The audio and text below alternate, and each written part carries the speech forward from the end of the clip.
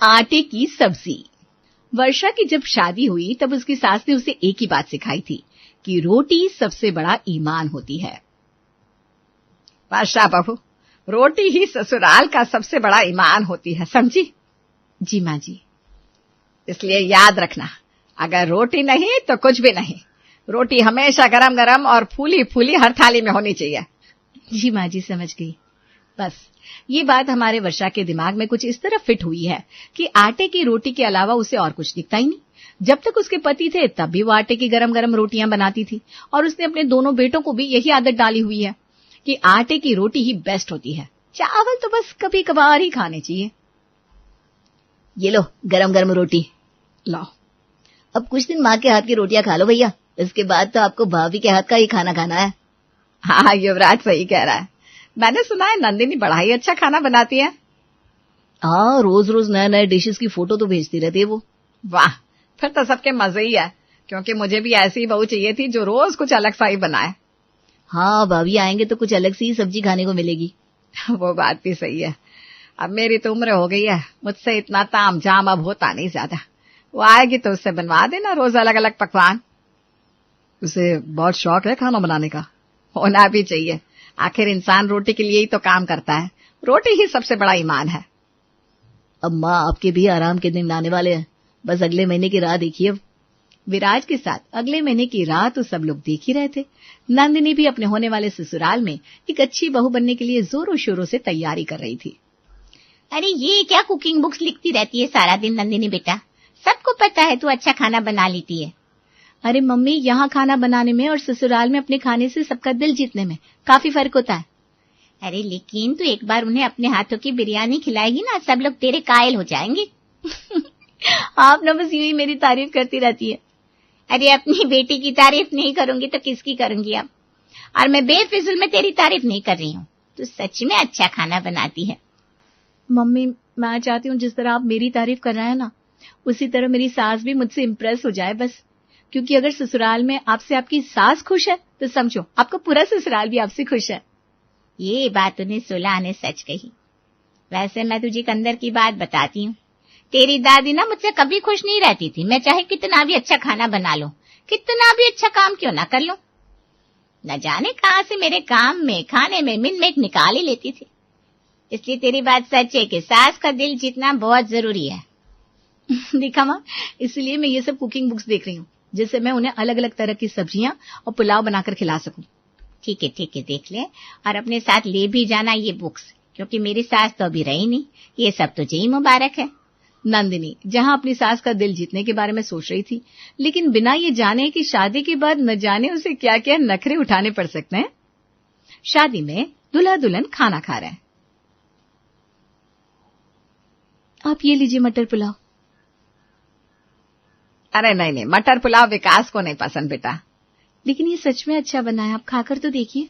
नहीं बेटा, मैंने वेटर से कह दिया है, वो गरम गरम रोटियां लेकर आता ही होगा। शायद उन्हें पुलाव में मटर अच्छे नहीं लगते होंगे। कोई बात नहीं, शादी के बाद मैं उन्हें ऐसा पुलाव खिलाऊंगी जिसे खाकर वो उंगलियां चाटते रह जाएंगे। नंदिनी और विकास की शादी बड़े ही धूमधाम के साथ सफल हो गई। शादी के कुछ दिनों बाद आज नंदिनी ने रसोई का जिम्मा भी उठा लिया था। आज वो गुनगुनाते हुए रसोई घर में सोच रही थी कि अपनी स्पेशलिटी वेज बिरयानी बनाएगी। आज मैं ऊपर आसमान नीचे, आज मैं ऐसी बिरयानी बनाऊंगी कि सब लोग प्लेट भी खा जाएंगे। आज मैं ऊपर आसमान नीचे। अरे बहू, अब जमीन पर आ जा। उमा जी, मैं जरा खुश थी ना, इसलिए गुनगुना रही थी। हाँ, अच्छी बात है, खुश होना भी चाहिए, ससुराल में हो तो। अच्छा, वैसे किस चीज की तैयारी कर रही हो? वो माँ जी वेज बिरयानी बनाने की तैयारी में लगी हुई थी। वो क्या है ना, मैंने हमेशा से सोचा था कि मैं ससुराल में पहली बार बिरयानी बनाकर ही खिलाऊंगी। अरे नहीं, ये पॉसिबल नहीं है। नहीं माँ जी, मुझे आती है बिरयानी बनाना, सच में। अरे बहू, यहाँ चावल हम कभी कभार ही खाते हैं, और शादी में हमने बहुत चावल खा लिए हैं। तुम बस आटे की रोटियां बना दो और सबके लिए कोई सब्जी बना दो, पनीर ही बना दो। लेकिन अगर आपने शादी में चावल खाए हैं तो पनीर भी तो खाया होगा। एक बार आप बिरयानी खाकर तो देखिए मेरे हाथ की। अरे बहू, आटा इज द बेस्ट, समझा करो बात को। आज तुम आटे की रोटी और पनीर की सब्जी ही बनाओगी, ठीक है? चलो जल्दी करो, सब लोग खाने पर आते ही होंगे। शायद शादी में बहुत चावल खा लिए होंगे, इसलिए किसी का मन नहीं होगा। कोई बात नहीं, मैं कुछ दिनों बाद बना दूंगी। नंदिनी ने सोचा था कि वो किसी और दिन चावल बना देगी, लेकिन अब उसे इस घर में 1 महीना हो गया था, लेकिन उसकी सास अभी भी आटे पर ही अटकी हुई थी। ये देखो बहू, क्या लिखा है आज के अखबार में कि आटे में कितने सारे विटामिन होते हैं। आटा शरीर को मजबूती देता है। आटा एक संपूर्ण आहार माना जाता है। फिलहाल तो आटा मेरे लिए जहर बना हुआ है। अरे सुन नहीं रही हो क्या बहू? जी माँ जी, सुन रही हो ना, आटा पुराण आपका। हाँ, तो इसे याद रखना, आटा इज द बेस्ट। जब से इस घर में आई हूँ, न चावल बना पा रही हूँ न खा पा रही हूँ। अपने एक के लिए मुझसे चावल बनते नहीं, क्या करूं? एक काम करती हूँ, आइडिया। नंदिनी के दिमाग में किसी खुराफाती आइडिया ने जन्म लिया था। चावल की मांग को पूरा करने के लिए वो अब विराज और युवराज को अपनी तरफ करना चाहती थी, जिससे चावल खाने के लिए घर में ज्यादा लोग हो जाए। आप दोनों यहीं बैठे हैं, मैं आप दोनों को ही ढूंढ रही थी। ये लीजिए चाय बिस्किट। अरे थैंक यू भाभी, कब से ना मुझे चाय की याद आ रही थी।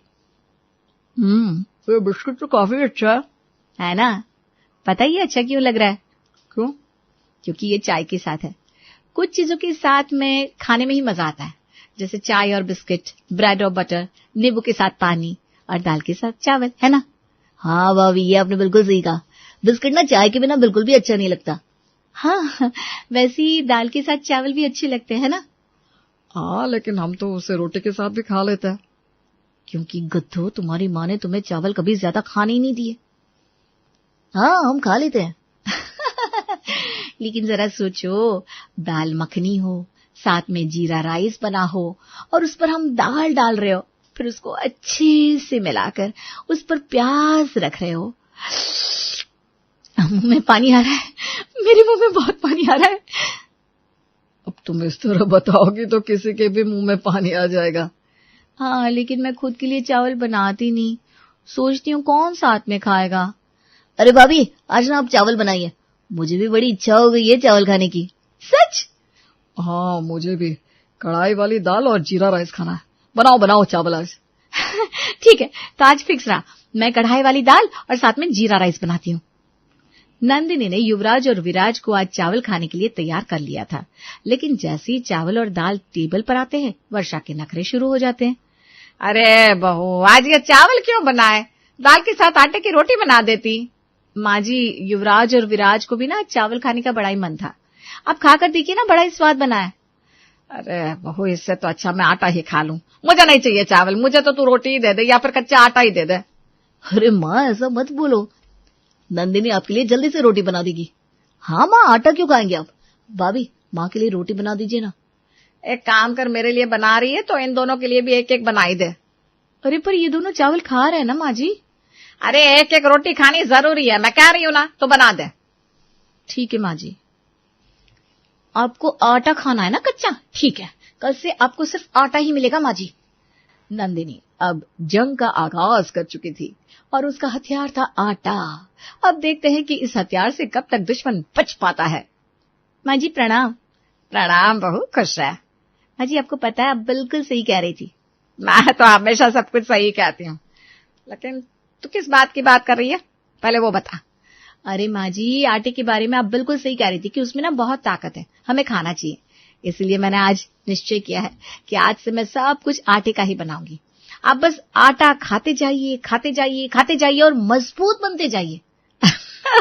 वाह वाह, शाबाश बहू, बहुत अच्छे से समझ गई तू। जी माँ जी, एकदम। अच्छा, अब ना आप बस देखते जाइए आटे का जादू। नंदिनी ने आज खाने में कुछ अलग सा ही बनाया था। क्या अलग सा? आइए, उसके परिवार के लोग ही आपको बता सकते हैं। ये तो नंदिनी, ये क्या है? ये आटे की रोटी है, आपकी सबकी पसंद की, और ये आटे के कोफ्ते हैं। आज मैंने आटे की सब्जी बनाई है। माँ जी ने कहा था ना, आटा संपूर्ण आहार है, तो बस ये देखिए मेरी आज की स्पेशल डिश, आटे की सब्जी, आटे की रोटी। टडा! आटे की सब्जी कौन खाता है? क्या हुआ, खाइए ना, आटे की सब्जी बहुत हेल्दी होती है, खाइए खाइए। हाँ, बना दिए तो खानी तो पड़ेगी, और कोई ऑप्शन भी तो नहीं है। नंदिनी ने अपना पहला वार कर दिया था। और उसका पहला बार था आटे की सब्जी, जिससे सब लोग हिल तो गए थे, लेकिन ये तो बस शुरुआत थी। बस आगे आगे तो अभी और ठटांग ठटांग मिसाइलें बाकी थी। क्या? आटे की राजमा, वो भी आटे की रोटी के साथ? भाभी, जानती हूँ आप लोग बहुत खुश हो रहे हैं, है ना? लेकिन थैंक यू कहने की कोई जरूरत नहीं है। आप लोग खुश, मैं भी खुश। आटे के राजमा? हे भगवान, अब और क्या क्या देखना बाकी है। अरे कल मैं आप सबके लिए आटे के पास्ता भी बनाऊंगी। माँ जी ने आपको बचपन से आटे का दीवाना बनाया है, मैं इस परंपरा को कैसे तोड़ सकती हूँ भला? बहू, ऐसा कुछ नहीं है, तू अपनी पसंद का भी बना सकती है। ना, ऐसे कैसे माँ जी? आटे में इतनी विटामिन होती है, इतनी शक्ति होती है। मैंने सोच लिया है, अब से मैं सब्जियों में भी आटे की लोहिया ही डालूंगी, जिससे वो और भी हेल्दी बन जाए। अचानक मुझे ऐसा लग रहा है कि मेरी भूख मरती जा रही है।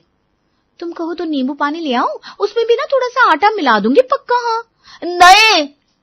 नंदिनी के वार खत्म होने का नाम ही नहीं ले रहे थे। कभी आटे की सब्जी, कभी आटे का पास्ता, कभी आटे के पकौड़े। लेकिन आज के वार ने दुश्मन को तहस नहस कर दिया था। आज फिर खाने में आटे की सब्जी है क्या माँ? अरे नहीं, आज मैंने बहू से कहा है कि वो पराठे बना दे। चलो अच्छा, नहीं तो आटे की सब्जी खा खा कर अब तो मुझे सपने में भी आटे के चॉकलेट नजर आने लगे थे। अरे भैया, उस दिन भाभी ने मुझे आटे की दाल तक ऑफर कर दी थी, लेकिन चलो आज तो कुछ अलग मिलेगा। पराठे के अंदर आलू मिलेंगे तो दिल को कुछ सुकून मिल जाएगा। ये लो, मैं आ गई आप सबके पराठे लेकर। ये रही ठंडी ठंडी दही। वाह, पराठे के ऊपर मक्खन भी नजर आ रहा है। अरे लीजिए आप सबके पराठे। माँ जी, ये रहा आपका। ये पराठा रोटी जैसा क्यों लग रहा है? पर हाँ, मुझे भी ऐसा ही लग रहा है कि मैं बस मोटी रोटी खा रहा हूँ। हाँ, तो ये आटे के पराठे है ना? तो आटे के पराठे? अरे मैं हमारे घर की परंपरा कैसे तोड़ सकती हूँ, है ना माँ जी? बस, अब और नहीं। अब मैं तुझसे कह रही हूँ कि आटा अब हम और नहीं खा सकते। मुझे चावल चाहिए, पुलाव चाहिए, वो तू क्या बनाने वाली थी, बिरयानी चाहिए, पर अब मैं ये आटा नहीं खा सकती हूँ। लेकिन माँ जी विटामिन। अरे भाड़ में गया विटामिन, तू बस चावल की शक्ल दिखा दे। अब इस आटे के डब्बे को यहीं फेंक दे। नहीं बस और नहीं। आटे पे आटा अब नहीं। हाँ नंदिनी, प्लीज इसे दूर करो हमारी नजरों से। अब और नहीं खाया जाएगा हमसे ये आटा। मैं तो आटा खा खा कर सिकी हुई रोटी बन चुका हूँ। अगर कुछ दिन और ये खाया ना तो तंदूर बन जाऊंगा।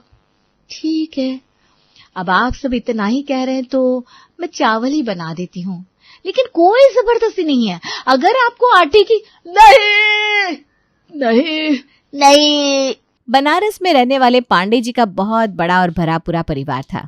परिवार में 2 बेटे, बेटियां, बहू, दामाद और नाती पोती सब थे। अब बस पांडे परिवार को इंतजार था तो सबसे मंझली बेटे की बहू के आने का। उनका बेटा सुमित अभी गुड़गांव में जॉब कर रहा था और माँ बेटे के लिए हर रोज नए रिश्ते देख रही है। संगीता जी अपने घर की बालकनी में खड़ी है और वहां से उनकी पड़ोसन शीला गुजरती है। अरे शीला बहन, कहाँ जा रही हो? बस बहन, यहीं बाहर तक ही जा रहे हैं, जरा सब्जी ले आए। अरे वो रिश्ता बताए थे ना, गोरखपुर वाली लड़की का अपने सुमित बबुआ के लिए, उसका क्या हुआ? अरे बताया तो था सुमित को, क्या बताऊं। बाबू का कहना है कि पढ़ी लिखी लड़की से ही शादी करेगा। हाँ, लड़की से मनाही कर देता है। देख लेना संगीता बहन कि पढ़ी लिखी लड़की चाहिए या कुछ और चाहिए। चलती हूँ, सब्जी लेकर घर भी तो जाना है। बढ़िया ही, कुछ और चाहिए। खुद को देखो, ऐसे मुश्तंडे लड़के घर में पड़े और जा रही है सब्जी लेने। अरे मेरे बेटे से जहाँ कहूँगी वहीं शादी करेगा। आज ही बात करती हूँ मैं सुमित से, आखिर उसे करना क्या है। संगीता जी उसी दिन शाम को सुमित को फोन लगाती हैं। बाबू, खाना खा लिए? क्या कर रहे हो? हाँ मम्मी, खाना खा लिया है, बस कुछ कपड़े धोना है तो बस वही धोने की सोच रहा हूँ, क्योंकि दिन तो ऑफिस में निकल जाता है और कल मुझे एक शर्ट की अर्जेंट ज़रूरत भी है। अरे कब से कह रही हूँ कि शादी कर ले, लेकिन न जाने तो भी किस सोच में बैठा है। अरे क्या चाहिए तुझे लड़की में? अब तो लोग तरह तरह की बातें बनाने लगे। तू बस ये बता कि घर कब आ रहा है। अब की बार जब भी आएगा ना, तेरा रोका करके ही तुझे यहाँ से जाने दूंगी। ठीक है माताश्री, चलो अभी फोन रखिए, मुझे देर हो रही है।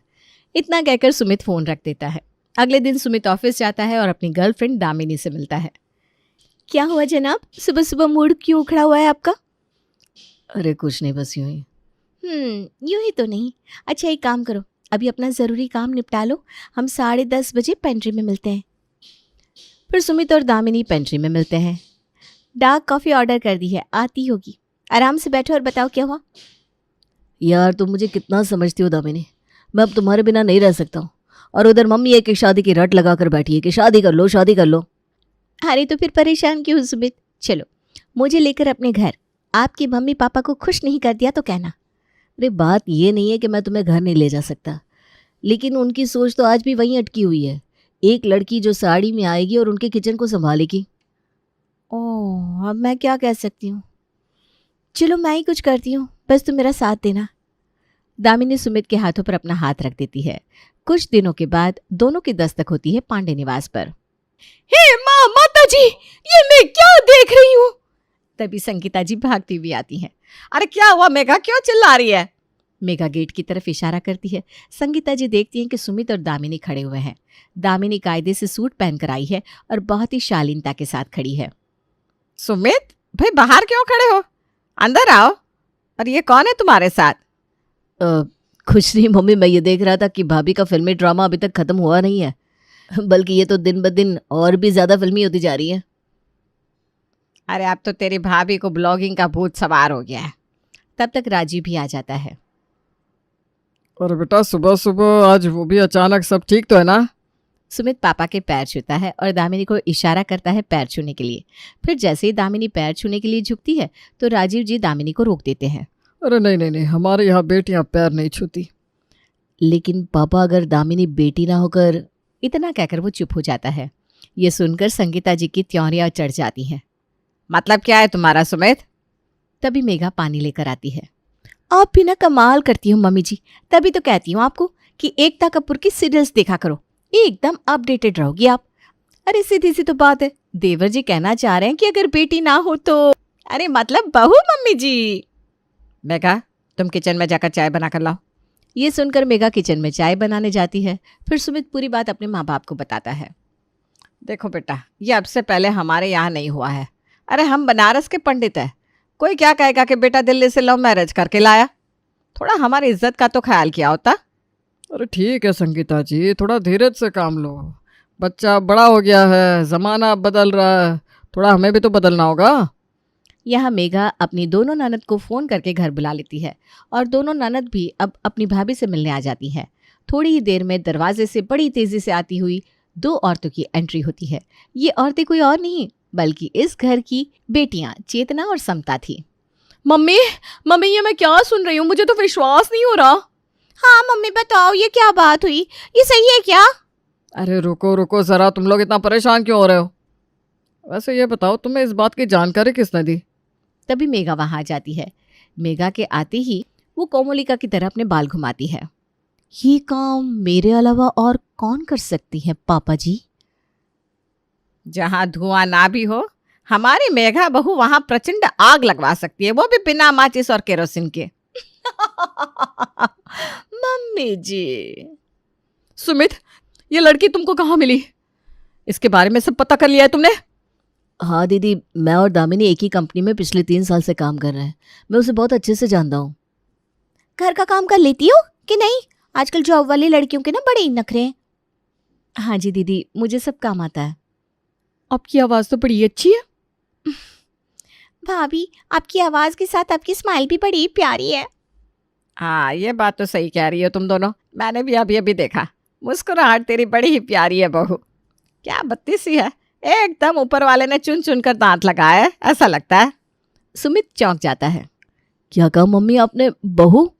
और जल्दी से मम्मी को अपने गले लगा लेता है। वहां मेघा किचन में खड़े होकर सुन रही थी। अच्छा जी, आज तक मेरी तो कभी इतनी तारीफ नहीं की।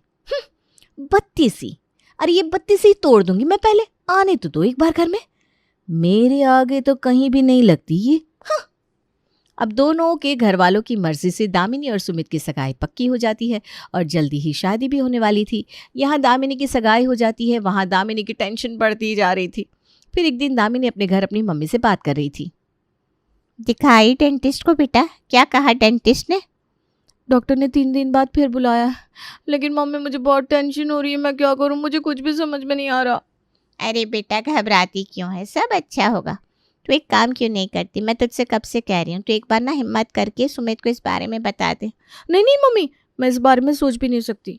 और अब आज जब मैं इतने आगे आ चुकी हूँ तो मैं ये सोच भी नहीं सकती, क्योंकि मुझे पता ही नहीं है कि मेरी ये बात सुनकर सुमित क्या रिएक्ट करेगा। तो फिर अब तो सब कुछ ऊपर वाले पर छोड़ दे, जो होगा देखा जाएगा। हाँ मम्मी, वही ठीक रहेगा। ठीक है कहकर दामिनी अपने रूम में आ जाती है, लेकिन उसे नींद नहीं आती। अब अगले दिन वो सुमित से ऑफिस में मिलती है और दोनों बैठकर कॉफी पी रहे थे। अरे मेरी प्यारी सी बीवी को आज क्या हो गया? इतनी प्यारी सी स्माइल आज कहाँ गायब है? अच्छा, आपको भी मेरी स्माइल पसंद है? अरे इसमें पूछने वाली कौन सी बात है? मेरी बीवी की स्माइल इज बेस्ट। सच बोलूं तो मैं आपकी इसी स्माइल पर ही तो सबसे पहले फिदा हुआ था। क्या आप सच कह रहे हो क्या? अरे डर क्यों रही हो? नहीं, ऐसा कुछ नहीं है। अब तो दामिनी की टेंशन और बढ़ गई थी। आप लोगों के दिमाग की बत्ती भी बुझ गई ना कि आखिर ऐसी क्या बात है जिससे दामिनी इतनी घबरा रही है। चलिए ज्यादा पहेलियां नहीं बुझाते हैं, आपको बताते हैं दामिनी का एक टॉप सीक्रेट। दरअसल दामिनी जब पैदा हुई तो उसके दांत बड़े ही सुंदर थे, लेकिन जैसे ही दामिनी बड़ी हुई उसके दूध के दांत टूटे तो आगे कभी आए ही नहीं, जिसके लिए दामिनी के मम्मी पापा ने उसका बहुत इलाज करवाया। तो जैसे तैसे करके बाकी के दांत तो आ गए, लेकिन सामने के 2 दांत कभी नहीं आए। अब समझ में आया ना आपको कि दामिनी की परेशानी का कारण क्या है? तो अब देखते हैं आगे क्या होता है। दामिनी डेंटिस्ट के पास बैठी हुई है। लीजिए दामिनी जी, आपका ट्रीटमेंट हो गया, अब आपको 1 महीने बाद आना होगा। तो डॉक्टर, मतलब अगर 2 महीने तक नहीं आ पाई तो? दामिनी जी, आपको इसके लिए तो आना ही होगा। अब दामिनी शादी की तैयारियों में लग जाती है और शादी करके अपने ससुराल में आ जाती है। इन 2 दांतों के कारण दामिनी को खाने में भी परेशानी होती थी, इसलिए दामिनी सबके सामने खाना खाने से भी बचती थी। वहां जेठानी मेघा की निगाह पल पल दामिनी पर रहती थी। अच्छा दामिनी, अब मैं चलता हूँ। दामिनी बहुत दुखी सी होकर रोनी सी लगती है। अरे दामिनी, रोने की क्या बात है? मैं आता जाता रहूंगा, और ये तो वो समय है जिसमें परिवार वालों और तुम्हें आपस में समझने का मौका मिलेगा। बस 6 महीने की तो बात है, फिर तो तुम तरसोगी यहाँ आने को। और देखो, ये तो मैंने तुम्हें शादी के पहले ही बता दिया था कि हमारे यहाँ ऐसा ही होता है, नहीं तो लोग बोलेंगे बाबू तो शादी होते ही अपनी बोरिया को साथ ले गया। अरे चुप हो जाओ ना, बोलते ही चले जा रहे हो। मैं बस आपको मिस करूंगी इसलिए रो रही हूँ। अच्छा, मुझे लगा तुमको यहाँ रहना नहीं है। फिर दोनों हंसने लगते हैं। सुमित के जाने के बाद दामिनी के एक एक दिन बड़े ही लंबे लंबे बीत रहे थे। ऐसे ही एक दिन दोनों ननद चेतना और समता अपने मायके आई हुई थी। अब मायका पास में है और नई भाभी आई हो तो मायके का मजा दोगुना हो जाता है, क्योंकि कहते हैं ना 4 दिन की चांदनी फिर अंधेरी रात है। इसलिए शुरू में जो मजे लेने हो ले लो, फिर तो ननद भाभी में ताता थैया होना ही है। लो भाभी गन्ना खाओ, कितने बढ़िया बढ़िया गन्ने आ रहे हैं, और हमारे बनारस के गन्ने की तो वैसे भी बात अलग है।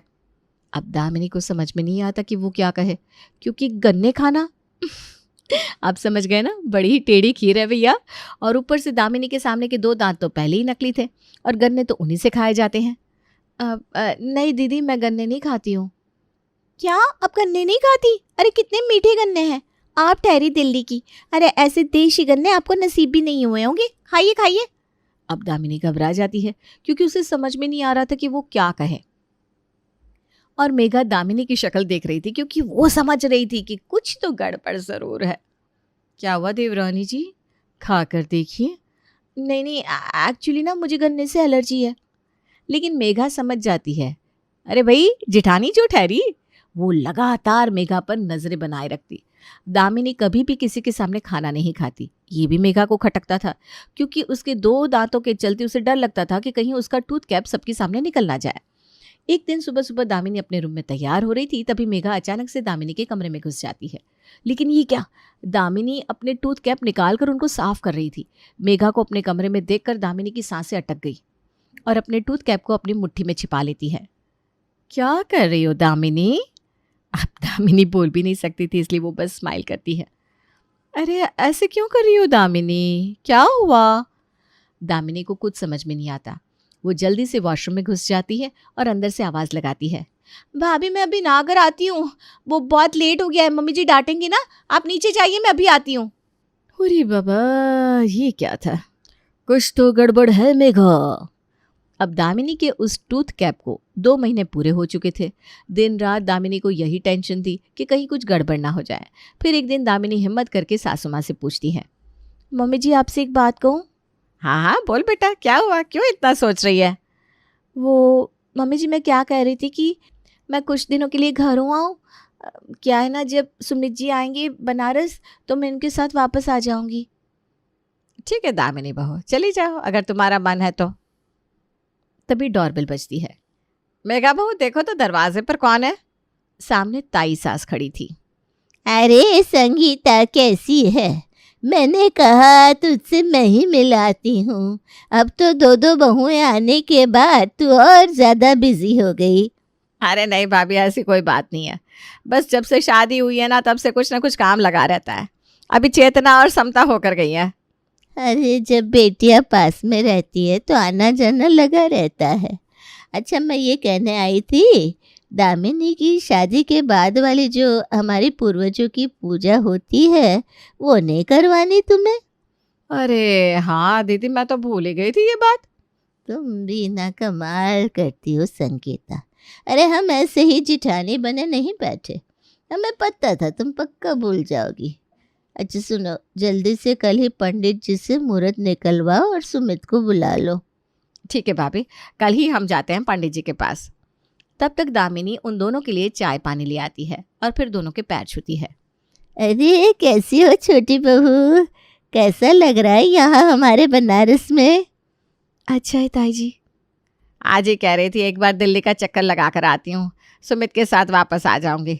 लेकिन देख लो मेरे दिमाग से इतनी बड़ी बात ही निकल गई। वो तो भला हो आपका जिठानी जी जो समय पर आ गई। अब दामिनी की प्लानिंग पर फिर से पानी फिर गया। 3 दिन बाद वही हुआ जिसका डर था। एक सुबह दामिनी उठी तो दोनों टूथकेप उसके हाथ में आ गई। ये देखकर उसके तो पसीने छूट गए। आज सुमित को आना था और ये क्या हुआ? अब क्या बोलेगी वो बाकी घर वालों को कि ये क्या हुआ? सुबह के 10 बज गए, दामिनी अपने कमरे से बाहर ही नहीं निकली। अरे मेघा बहू जाकर तो देखो, दामिनी अपने कमरे से क्यों नहीं निकली है? तबीयत तो ठीक है ना? बात सुनकर उसकी आंखों में एक चमक सी आ जाती है। दामिनी, ए दामिनी क्या हुआ? कमरे से क्यों नहीं निकल रही हो? बस आ रही हूँ भाभी। गेट खोलकर दामिनी बाहर आती है। सब देखते हैं कि दामिनी ने मास्क पहन रखा है। अरे बहू ये क्या हुआ? मास्क क्यों पहन लिया? कोरोना तो चला गया। दामिनी छींकने की एक्टिंग करती है। मम्मी जी वो ना मुझे बहुत तेज कोल्ड कफ हो गया है। मैं नहीं चाहती कि घर में मेरे कारण किसी को भी ये हो। तभी समता और चेतना भी आ जाती है। लो मम्मी, ये आपकी पूजा का सारा सामान। सुमित कितने बजे आएगा? अरे भाभी ये क्या माजरा है भाई, मास्क क्यों पहना है? अच्छा तबीयत ठीक नहीं है क्या भाभी की? अरे वही तो, एक तरफ कल पूजा है, इधर सुमित आने को बैठा है और अब ये बहू बीमार हो गई। तभी सामने से सुमित आता दिखाई देता है। लो आ गया मेरा बेटा, कितनी लंबी उम्र है मेरे पूत की। सुमित आकर सबके पैर छूता है। अरे दामिनी क्या हुआ तुम्हें? ये मास्क? देवरानी जी की तबीयत खराब है। अब देवर जी आप आ गए हो तो ठीक हो ही जाएंगी। थोड़ी देर बाद सुमित और दामिनी रूम में जाते हैं। अरे दामिनी अब तो ये हटा दो भाई, मुझे अपनी शक्ल तो दिखा दो यार, कब से तरस गया हूं इसे देखने के लिए। दामिनी जोर जोर से रोने लगती है। अरे क्या हुआ तुम्हें? किसी ने कुछ कहा क्या? अगर तुम्हें पता चले कि मैंने तुमसे एक बहुत बड़ी बात छिपाई है तो तुम मुझे छोड़ नहीं दोगे ना? अरे क्या हुआ, कैसी बात कर रही हो दामिनी? दामिनी रोते रोते सुमित को पूरी बात बताती है। सुमित दामिनी को गले लगा लेता है। अरे मेरी पगली बीवी, तुम भी ना कितना ज्यादा सोच लेती हो। बिल्कुल परेशान ना हो। लेकिन कल तो घर में पूजा है और सब आएंगे, फिर मुझे ऐसे देखेंगे तो क्या होगा? अरे कोई नहीं देखेगा, मैं आज ही तुम्हारे दांत ठीक करा दूंगा। आज ही शाम को चलते हैं। शाम के समय दामिनी सुमित से पूछ रही थी कि डेंटिस्ट के यहाँ का अपॉइंटमेंट कितने बजे का है, और ये बात मेघा उधर से निकलते हुए सुन लेती है। आइला, जब खांसी और जुकाम है तो डेंटिस्ट के यहाँ क्यों जाना है? भला कोई तो खिचड़ी पक रही है, पता लगाना पड़ेगा। शाम को सुमित और दामिनी जैसे ही निकलते हैं वैसे ही मेघा उनके पीछे चल देती है और देखती है कि वो कहाँ जा रहे हैं। अब वो लोग जैसे ही डेंटिस्ट के यहाँ से निकलते हैं वैसे ही मेघा वहाँ घुस जाती है और पूरी पूछताछ करती है, तो उसे पता चलता है कि उसकी देवरानी के 2 दांत नकली है। अब तो मेघा को मिल गया मिर्च मसाला। अपनी जेठानी होने का पूरा फर्ज अब मेघा जी निभाएंगी। सुमित और दामिनी घर पहुंच चुके हैं। पीछे पीछे मेघा भी आ जाती है। दामिनी, तुम्हारे आगे की ये 2 दांत ना मुझे बहुत पसंद है। मुझे भी ऐसी ही दांत चाहिए। क्या मतलब भाभी? अब इतनी भी भोली ना बनो देवरानी जी। और ये आपका जुकाम खांसी डॉक्टर के यहाँ से आते ही कैसे छूमंतर हो गया? हाँ भाभी, ये बात तो सही कही आपने। सुमित सारी बात समझ जाता है कि अब छिपाने से कोई फायदा नहीं। मम्मी, दीदी और भाभी, अब सबको मैं एक बात बताना चाहता हूँ। और दामिनी के दांतों की सारी बात सुमित बता देता है और साथ में कह देता है कि उसे इस बारे में शादी के पहले से ही पता था, जिससे कोई भी उंगली दामिनी के ऊपर ना उठे। अरे कोई बात नहीं दामिनी बेटा, इतना नहीं सोचा करते। अरे कभी एक्सीडेंट में ऐसे अगर दांत चले जाए तो हम लगवाएंगे ही ना। दोनों ननद भी खुशी से दामिनी को गले लगा लेती है और मेघा मुंह बनाकर चली जाती है।